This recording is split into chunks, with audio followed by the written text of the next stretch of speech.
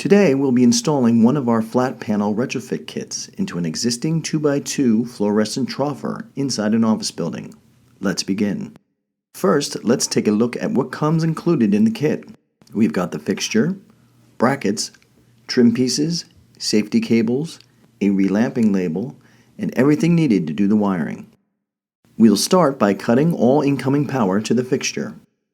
Now we can open the fluorescent fixture and begin removing all the electrical parts. This includes the lamps, sockets, ballast cover, ballast, and door. Be sure to dispose of these components properly. Next, we'll attach the included safety cables to the troffer. These will prevent the retrofit kit from falling as well as making it easier to do the wiring during installation. Now we'll apply the relamping label to the housing somewhere where it can be visible. This will let anyone who works on the fixture in the future know that it's been modified for LED. From here, we'll use one of the two bracket pieces and place it under the housing and T-grid.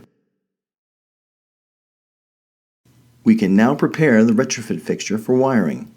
Open the J-box, connect the included wire leads, and run them through the knockout.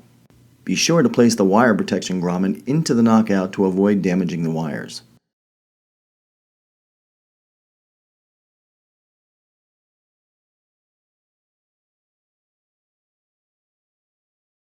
Now we'll hang the retrofit fixture from the safety cables we attached earlier.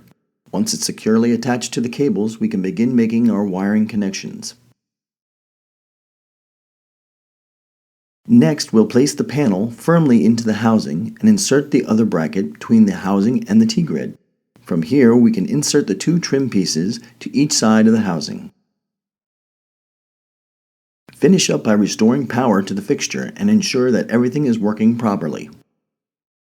For more details on the flat panel retrofit kit, see the video description below, and thanks for watching.